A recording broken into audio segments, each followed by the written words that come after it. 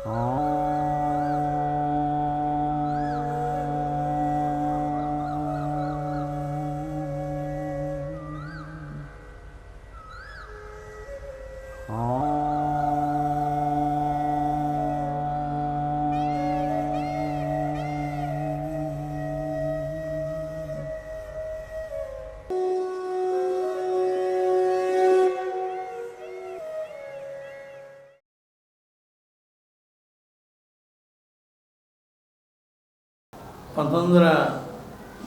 మీరు యూనివర్సిటీలో జాయిన్ అయ్యని చెప్పారు ఇందాక.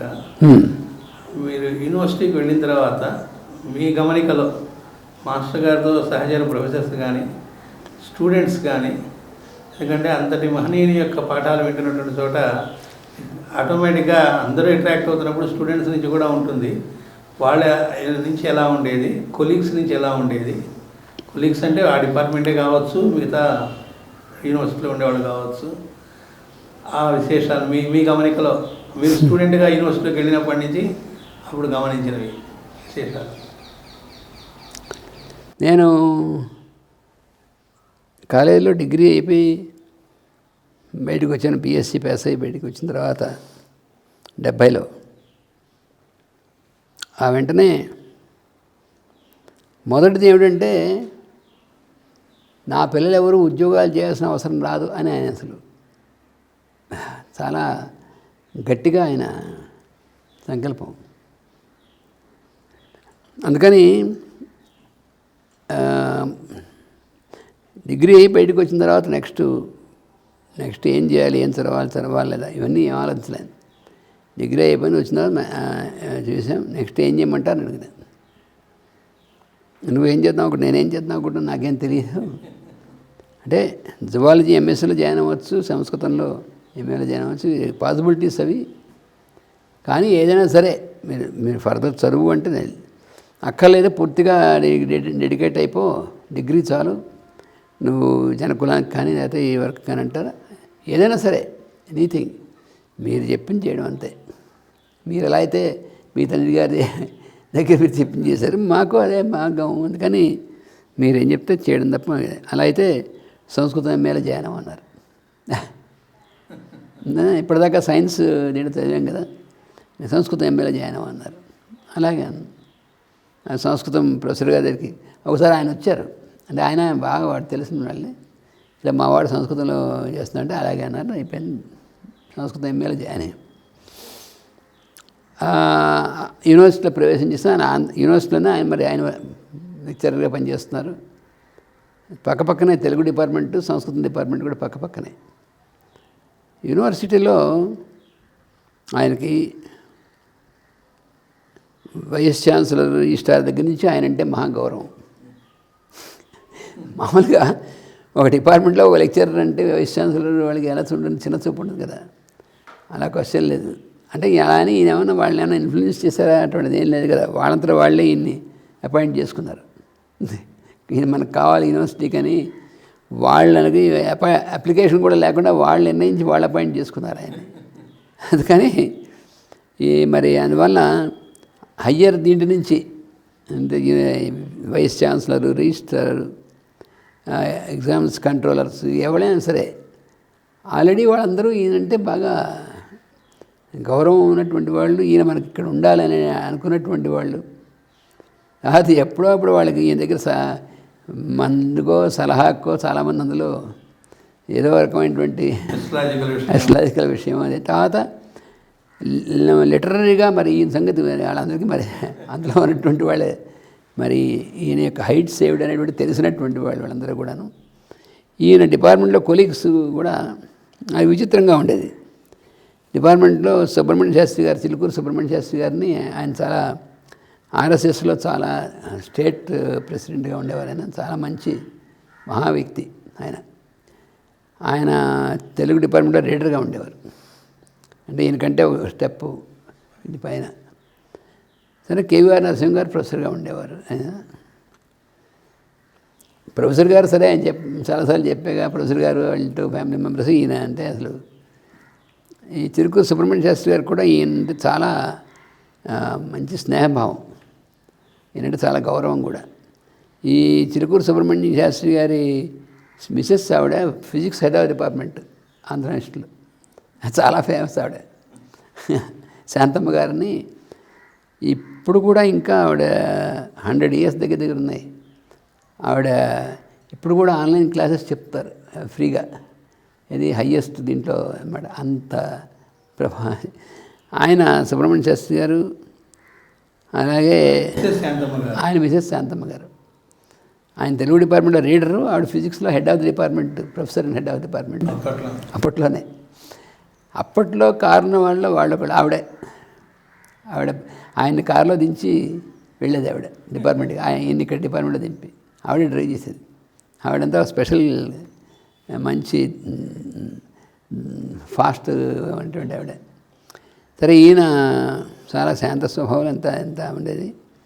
అందుకని మాకు ఎంఏలో ఫస్ట్ ఇయర్ అయిన తర్వాత ఈ కొత్త బిల్డింగ్ కట్టారు.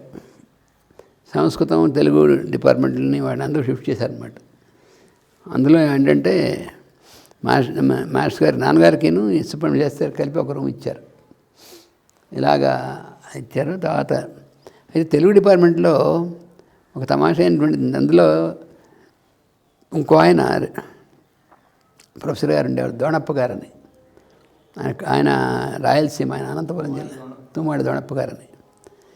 అయితే ఆయన లింగ్విస్టిక్స్, ఆయన తెలుగే కానీ సబ్జెక్టు లింగ్విస్టిక్స్, భాషాశాస్త్రం, దానికి సంబంధించినటువంటిది. ఆయనకి మాత్రం ఈయనంటే, ఎందుకంటే స్టూడెంట్స్ అందరూ, పైగా అప్పుడు ఆంధ్ర యూనివర్సిటీ అంటే మొత్తం స్టేట్ అంతటికి కూడా అది కదా, రాయలసీమ నుంచి కూడా ఇక్కడికే వచ్చేవాడు స్టూడెంట్స్ తెలుగు డిపార్ట్మెంట్కి. అందుకని రాయలసీమ కుర్రాళ్ళు వాళ్ళు అందరికి వచ్చేవాళ్ళు. అందరూ ఈయన వెంట పడేవాళ్ళు. అందరూ కూడా అప్పుడే మన కృష్ణస్వామి గారు వాళ్ళందరూ అప్పుడే అంటే నాకు 1 year జూనియర్స్. కృష్ణస్వామి గారు, తర్వాత నరసింహరాజు గారు, వీళ్ళందరూ కూడా మాస్టర్ గారి స్టూడెంట్స్, ఒకే బ్యాచ్లో మాస్టర్ గారి స్టూడెంట్స్. రాయలసీమ నుంచి వచ్చినటువంటి వాళ్ళు భాస్కర్ రెడ్డి అని, తర్వాత ఓబుల్ రెడ్డి అని, ఇలా మంచి హేమీలు ఉండేవాళ్ళు. వాళ్ళు ఇంకా చాలామంది వాళ్ళు వచ్చి చాలామంది అందరూ కూడా మాస్టర్ గారి క్లాస్ అంటే ఎవడు అబ్సెంట్ అయ్యేవాడు కాదు. గుంటూరు హిందూ కాలేజీలో అంతే, ఇక్కడ కూడా అంతే. పైగా ప్రైవేట్గా ఎంఏ రాయడం కోసం కొంతమంది పెద్దవాళ్ళు వచ్చేవాళ్ళు, వాళ్ళు కూడా ఈ క్లాస్కి వచ్చి కూర్చునేవాళ్ళు. అలా ఈ క్లాస్ ఎప్పుడూ ఫుల్గా ఉండేదన్నమాట. పాపం దోణప్ప గారికి కొంచెం కాస్త ఇబ్బందిగా ఉండేది. అందులో మాస్టర్ గారితో పాటు మాస్టర్ గారి సేవా కార్యక్రమాలు ఇవన్నీ వీళ్ళు కొంతమంది, మరి కృష్ణస్వామి గారు వీళ్ళందరూ కూడా మాస్టర్ గారి దగ్గరికి వచ్చి ఈ అన్నిటిలో పాల్గొనేవాళ్ళు కదా. అది తెలుస్తుంది కదా. అందుకని ఆయన ఈ మాస్టర్ గారి దగ్గరికి అంతమంది వెళ్తారు అని, ఆ రాయలసీమ నుంచి వచ్చినటువంటి కుర్రాళ్ళని వాళ్ళని కూడా మీరెందుకు ఆయన దగ్గరికి వెళ్తారని, అదేమిటది ఆయన ప్రేమస్వరూపుడు, లేదేమో ఆయన దగ్గరికి వెళ్ళాలి మాకు సహజంగా అనిపిస్తుంది, దాన్ని ఎవరు చేస్తారని వాళ్ళు అసలు చాలా. ఒకసారి ఏం చేశారంటే, ఆయన ఫస్ట్ ఇయర్ ఎగ్జామినేషన్స్ అయిన తర్వాత ఎవరైతే ఈ భాస్కర్ రెడ్డి లాంటి వాళ్ళు ఉన్నారు, వీళ్ళకి మార్కులు కొంచెం తగ్గించేశారు. ఈ దగ్గరికి వెళ్తున్నారు పాపం. వాళ్ళు రాయలసీమ నుంచి వచ్చారు కదా, వాళ్ళు చూసుకుని తెలిసే ఆయన డిపార్ట్మెంట్లోకి వస్తుంటే ఈ మార్కుల లిస్ట్ చింపి ఆయన మొహం పడేశారు. పడేసి ఏందనుకుంటున్నావు, మనం ఒక ప్రాంతాల వాళ్ళం, మనం మాట్లాడుకుందాం, ఏంది మాట్లాడేది నీతో అనుకుంటున్నాం. ఆయన ఎవరు అనుకుంటున్నాం, కృష్ణమాచారి గారు అంటే, మేము ఆయన దగ్గరికి వెళ్తున్నాం కదా నీ బాధ అని ఓపెన్గా పబ్లిక్గా. అలాగా స్టూడెంట్స్ మాస్టర్ గారి దగ్గరికి చాలా అసలు ఆరాధన భావమే, మామూలుగా కాదు.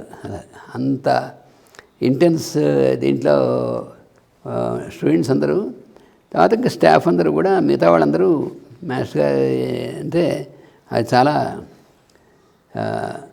ఒక రకమైనటువంటి గౌరవం, ఎఫెక్షను, ఇవన్నీ బాగా ఇదినటువంటి వాళ్ళు కదా. అందువలన మరి డిపార్ట్మెంట్లో అంటే మరి పక్కన సంస్కృత డిపార్ట్మెంట్, మా డిపార్ట్మెంట్లో ఉన్నటువంటి మా ప్రొఫెసర్ గారు వీళ్ళందరూ కూడా మాస్టర్ గారు అంటే బాగా, నాన్నగారంటే చాలా గౌరవం. అందరూ అందరి డిపార్ట్మెంట్లోనూ అందరూను. ఎవళ్ళు కొంతమంది తమాషాగా ఉండేవాళ్ళు. ఆయన ఎట్లాగంటే ఫిలాసఫీ డిపార్ట్మెంట్లో ప్రొఫెసర్ ఉండేవారు ఒక ఆయన. 5 వరకు కూడా చెప్పాను ఆయనకి. ఈయన అందరినీ కూడా అంటే ఆయన కొంచెం నాస్తిక ఏంటంటే ఆయన ఫిలాసఫీ ప్రొఫెసర్, అదే విచిత్రం, విరాధాభాసలాగా. ఆయనేమో ఈయన అందరినీ ఇది చేస్తున్నాడు అని చెప్పి ఈయన మీద ఇది, అందుకని ఈయన ఎలా అయినా సరే అందరి ఎదురకుండా ఇన్సల్ట్ చేయాలి, దెబ్బ కొట్టాలి అని చెప్పి ఆయన సడన్గా వచ్చి ఇన్ని ప్రశ్నలు వేసేవాడు. ఒకసారి వచ్చి మీరు దేవుడు నన్ను నమ్ముతున్నారా అని అడిగాడు ఆయన. అంటే నమ్మట్లేదు అన్నారు ఆయన. అంటే దేవుడు నన్ను నమ్ముతున్నారంటే అవును నమ్ముతున్నానంటే ఇంక ఈయన్ని వితండవారం చేసి అందరి ఎదురకుండా ఈయన డౌన్ చేయాలని వచ్చాడు, ప్రిపేర్ అయ్యి వచ్చాడు. ఈయన నమ్మట్లేదు అన్నారు. నమ్మట్లేనప్పటికీ ఏంటిది సడన్గా మైండ్ ఆబ్సెంట్ అయిపోయి స్టాక్ అయిపోయాడు. కొద్ది నిమిషాల పాటు స్టాన్ అయిపోయాడు నమ్మట్లేదని. అదేమిటి మీరు దేవుడు నన్ను నమ్మట్లేదంటారు, అయితే మీరు బొట్టు ఎందుకు పెట్టుకున్నారని ఆయనకి ఇంకేం జరక్క. అంటే అదేంటి బొట్టు కింద దానికి సంబంధం ఏమిటయా పిచ్చివాడా, నా బొట్టు నేను రోజు పొద్దున్నే అద్దంలో నా మొహం చూసుకుని బొట్టు పెట్టుకుని నాకు బాగుంది అనిపించి పెట్టుకుంటున్నాను. బొట్టు పెట్టుకున్న వాళ్ళందరూ దేవుడిని నమ్ముతున్నారు అటువంటిది ఎంత హాస్యాస్పదం. బొట్టు పెట్టుకున్నందు మాత్రాన్ని దేవుడిని నమ్ముతాను. ఆయన నమ్మకం ఏమిటి, నమ్మాల్సిన అవసరం ఏమిటి అన్నారు. మరి అదేమిటి మరి మీరు చాలామంది మరి ఇవన్నీ చేస్తారంటే నేను నమ్మమని ఎవరిని అనలేదు, నేనేం ప్రచారం చేయట్లేదు దేవుడిని నమ్మమని. అనే మతం పెట్టుకున్నాను కూడా, మతం ఏమన్నది దేవుడిని నమ్మని ప్రచారం చేయట్లేదు. కానీ విశేషం ఏంటంటే మరి ప్రొఫెసర్ అయ్యండి ఆ మతం తెలియదు, ప్రత్యక్షంగా ఉందని నమ్మడం ఎందుకన్నారు. అదేమిటంటాడు. అంటే సూర్యుడు తూర్పును వేస్తాడు నమ్ముతున్నారా అన్నట్టుగా ఉంది ఈ ప్రశ్న. ఎందుకంటే నాకు నిరంతరం ఎవరితో మాట్లాడినా వాసుదేవ ఉపాసన వాసుదేవుడుగా కనిపిస్తారు. నీతో మాట్లాడినా నీలోంచి వాసుదేవుడే పలుకుతున్నాడు అన్నటువంటిది నా యొక్క ఉపాసన, నా భావన. అందుకని నాకు ప్రత్యక్షంగా అందరూ చేస్తారు. అందుకని ఎవరికైనా కూడా సేవ చేసేప్పుడు భగవంతుడి సేవగా నేను చేస్తాను. దీన్ని నమ్మాల్సిన పని ఏమిటయా అంటే అసలు ఇంకా 4-5 నిమిషాల తర్వాత నమస్కారం వెళ్ళిపోయాడు. మళ్ళీ ఇంకెప్పుడు ఈ దగ్గరికి వస్తే లాభం లేదురా బాబోయ్, మనమే దెబ్బతిన్నామని. ఆ తర్వాత కొంతకాలానికి మళ్ళీ దురద పెట్టి మళ్ళీ ఇంకో రోజు బాగా కత్తి నూరుకుని వచ్చాడు. వచ్చి అసలు ఈ 18 పురాణాలు వేదవ్యాసుడు రాశారంటారా మీరు అని అడిగాడు. అందరూ నేను ఎప్పుడు అనలేదే అన్నారు ఈయన. మళ్ళీ దెబ్బ పడిపోయింది దానికి. అదేమిటి అన్నాడు. అంటే ఈయన అన్నారు, ఎవడో రాస్తే వచ్చాయంటారా మీరు, లేకపోతే రాయకుండా వచ్చాయంటారా ఈయన అడిగారు ఆయన్ని. అంటే అవును రాస్తేనే వచ్చాయి అఫ్కోర్స్. ఆ రాసిన వాడి పేరు వాళ్ళ అమ్మ నాన్న వేదవ్యాసుని పేరు పెడితే నీకు నాకు అబ్జెక్షన్ ఏమిటయ్యా అన్నారు. అని దెబ్బకి ఇంక వెళ్ళిపోయాడు. ఇంక అడగకూడదు ప్రశ్నలు తింటే ఇద్దరికి వెళ్ళకూడదు, వెళ్తే మనకే శృంగభంగం అయిపోతుంది. అది అలాంటి వాళ్ళు కొందరు ఉండేవాళ్ళు. అంతేగా తమాషా. ఆయన ఎప్పుడు నిశ్చలంగా ఉంటారు. ఆయన భయం లేదు, కన్ఫ్యూజ్ అయిపోవడం ఇలాంటివి లేవు కదా ఆయనకి. అందరిలోనూ వాసుదేవుడిని చూసేటువంటి వాళ్ళకి భయమే ఉంటుంది, అడుగుతున్నటువంటి వాళ్ళని వాసుదేవుడి. అందుకని ఈయన దగ్గరికి ఎప్పుడు వెళ్ళకూడదు బాబాయ్ అనుకున్నాడు. అలాగా విద్యార్థిగా చదువుకున్నప్పుడు క్లాస్మేట్స్ ఆయనతో పాటు ప్రొఫెసర్గా ఆయన ఉన్నారు. అదే యూనివర్సిటీ బీజీ శ్రీనివాసరావు గారిని botany professor head of department చేశారు ఆయన. ఇంటర్మీడియట్ దగ్గర నుంచి వీళ్ళిద్దరూ క్లాస్మేట్స్. ఎందుకంటే మాస్టర్ గారు ఇంటర్మీడియట్లో బైపీసీ గుంటూరులో, అందువలన వీళ్ళిద్దరు క్లాస్మేట్స్. తర్వాత మాస్టర్ గారు ఎంఎస్సి బాటనీ కూడా వెళ్ళే అవకాశం ఉంది, ఎందుకంటే బాటనీలో మంచి మార్కులు వేశారు అది ఇంటర్మీడియట్లో, అందుకని సీట్ వస్తుంది. కానీ తెలుగు మా నాన్నగారు అడిగితే నీ ఇష్టం, నీకు ఏది ఇష్టం అంటే తెలుగు లిటరేచర్ తీసుకోమన్నారు ఎంఏ ఆనర్స్లో. అలా క్లాస్మేట్ అయినటువంటి ఆయన బాటనీ ప్రొఫెసర్గా ఆంధ్ర యూనివర్సిటీలో. వాళ్ళిద్దరూ ఒరే అంటే ఒరే అనుకునేవాడు చిన్నప్పటి నుంచి. ఇంటర్మీడియట్ దగ్గర నుంచి ప్రొఫెసర్స్ కదా, అందుకని వాళ్ళిద్దరూ అంత క్లోజ్గా అయినటువంటి వాళ్ళు. అది ఇంగ్లీష్ రమేష్ దత్తా గారు వీళ్ళు ఇంచుమించుగా వీళ్ళు అప్పటి నుంచి గుంటూరు నుంచి తర్వాత ప్రొఫెసర్ వాళ్ళు ఆయన ఇంగ్లీష్ ప్రొఫెసర్గా ఇక్కడ వచ్చినటువంటిది. ఇలాగా ప్రొఫెసర్స్లో కూడా ఈయనకి బాగా శాంతమ్మ గారు వీళ్ళకి కూడా ఎక్స్పీరియన్సెస్ మాస్టర్ గారితో చాలా శాంతమ్మ గారికి అంటే ఆయన మంచి ఆయన చాలా మహానుభావుడు, ఆయన చాలా ఇదైనటువంటిది. ఆవిడకి ఆయన హస్బెండ్ ఆయన ఎలాగో ఆర్ఎస్ఎస్ కాబట్టి ఆయన అయ్యో తమాషా అయిన ఉండేది. ఒకసారి స్టూడెంట్స్ అందరూ ఈ శ్రీశ్రీని చీఫ్ గెస్ట్గా ఇన్వైట్ చేశారు. స్టూడెంట్స్ నేను ప్రోగ్రాంకి వాడికి శ్రీశ్రీ. అయితే మాస్టర్ గారు శ్రీశ్రీ ఆయన కవిత్వంలో మంచి ఇది ఉన్నటువంటిది. మాస్టర్ గారు కూడా శ్రీశ్రీ కవిత్వం ప్రతిభ ఉన్నవాడని చెప్పేవారు. అయితే ఏంటంటే శ్రీశ్రీ అంతా ఎప్పుడు బుడ్డి మీద ఉండేవాడు కదా. అందుకని వాళ్ళు వచ్చి ఇలా శ్రీశ్రీకి సన్మానం చేద్దాం అనుకుంటున్నామండి. ఆ సన్మానం ఈ డిపార్ట్మెంట్లో కాదు, శ్రీశ్రీకి సన్మానం చేద్దాం అనుకుంటున్నాం. అందుకని అందరి దగ్గర కంట్రిబ్యూషన్ ఇస్తున్నాం, మీరు కూడా ఎంత చేత కంట్రిబ్యూషన్ ఇవ్వండి అని వస్తే ఈ చిరుకూరి సుబ్రహ్మణ్య శాస్త్రి గారు పాపం ఆయన బై ప్రిన్సిపల్ నేను కానీ టోకెన్గా ₹1 ఇస్తాను అని ఇచ్చారు. ఈ మేష్ గారు అడిగితే ₹1 కదా, ఒక నయా కూడా ఇవ్వను టోకెన్గాను. ఎందుకనంటే అదేమిటంటే అలా అంటారు అన్నారు. నేను కొన్ని వందల మంది వేల మందికి పూర్ పీపుల్కి వాళ్ళకి వాళ్ళకి మెడికల్ ఎయిడ్ సరిగ్గా అందనటువంటి వాళ్ళకి చేయడం కోసం నాకు వచ్చేటువంటి జీతంలో కొంత భాగం నేను అందులో పెట్టి వాళ్ళకి దానికోసం ఉపయోగిస్తున్నాను. తర్వాత ఎవరికైనా తిండి లేనటువంటి వాళ్ళు తిండి పెట్టడానికి. కానీ బుడ్డి కొట్టేసేవాడికి వాడి దానికోసం ఇవ్వడం అటువంటిది ఆన్ ప్రిన్సిపల్ అనేది. ఆయన శ్రీశ్రీ అంటే నాకు ద్వేషం కాదు, కానీ ఈ మిస్యూజ్ అవుతుందని కానీ ఇవ్వనని చెప్పారు. ఆ తర్వాత సుబ్రహ్మణ్య శాస్త్రి గారు అడిగారు, ఇంత నిర్మమాటంగా ఎలా చెప్పారు మాస్టర్ గారు మీరంటే. అవునండి, మరి మనం వాడు బుడ్డి కొట్టడానికి మనం ఎందుకు ఇవ్వాలి, మిస్యూజ్ అయ్యేటువంటి దానికి. ఆకలితో ఉన్నవాడికి అన్నం పెట్టడం, లేకపోతే ఆరోగ్యం బాగోలేని వాడికి చేయడం దానికి ఉపయోగించాలి. కానీ మొహమాట పడడం చేయకూడదని ఎప్పుడు మొహమాట పడేది కదా దానికి. మొహమాటం లేకపోతే భయం ఇలాంటివన్నీ.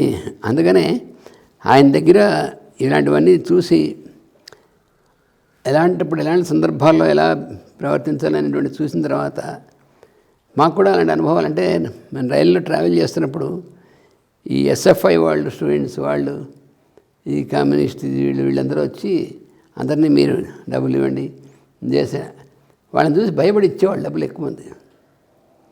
నాకు ఇది మా నాన్నగారి గుర్తొచ్చి నేను ఎట్టి పరిస్థితుల్లో దీనికి ఇవ్వను అని మాట చెప్పాను. అలా అంటారు, అందరూ ఇస్తే ఇచ్చారు, నాకు ఇవ్వాలి లేదు ఇవ్వను. ఏం చేస్తారు, ఏముంటుంది, ఏం చేయగలరు. అందుకని అలాగ మనం స్టాండ్ అవ్వగలగాలి అనేటువంటిది అది కూడా ఆయన దగ్గర. చాలామంది అంటే భయపడి ఏది మంచిది ఏది కాదని తెలిసినా కూడా మళ్ళీ దానికి లొంగిపోతారు. లొంగిపోవాల్సిన అవసరం లేదు. మన ధర్మానికి మనం చేసినప్పుడు, మన సత్యం ధర్మం అనేటువంటి దానికి మనం చేసినప్పుడు ఎవరికి భయపడాల్సిన అవసరం లేదు అని ఆయన యొక్క ఇది ప్రూవింగ్ అనమాట. అందుకని ఈ డిపార్ట్మెంట్లో యూనివర్సిటీలో అంతా కూడా ఆయనకి చాలామంది ఆయన అంటే చాలా గౌరవం, ఆయనకి ఏదో రకంగా వచ్చేవాళ్ళు. తర్వాత ఇంకోటి ఏంటంటే ఆయన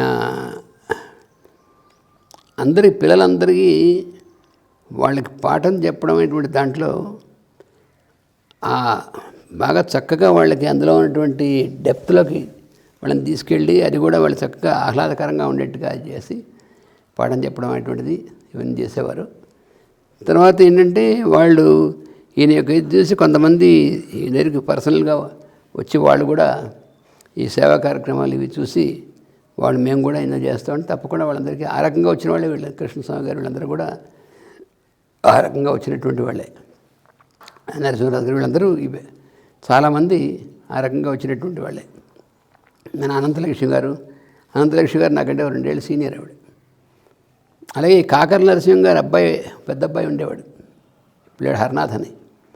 ఆ హర్నాథను తర్వాత ఏమో మనకి ఈ భారతదేశానికి వైస్ ప్రెసిడెంట్ కూడా చేశారు కదా. కాదు రీసెంట్గా ఈ బీజేపీ దీంట్లో చేసినటువంటి ఆయన వెంకయ్య నాయుడు గారు, వాళ్ళిద్దరు క్లాస్మేట్స్. ఆయన పొలిటికల్ సైన్స్ అని ఈయనేమో తెలుగు మాస్టర్ దీంట్లో. ఆయన కూడా ఇతనితో కలిసి మా ఆచార్య దగ్గరికి వచ్చారు 2-3 సార్లు. అందుకని వాళ్ళందరూకి అందరూ గౌరవం, స్టూడెంట్స్లో కానీ ప్రొఫెసర్స్లో కానీ అందరికి కూడా అంటే మంచి గౌరవభావం అనేటువంటిది ఎప్పుడు ఉంది.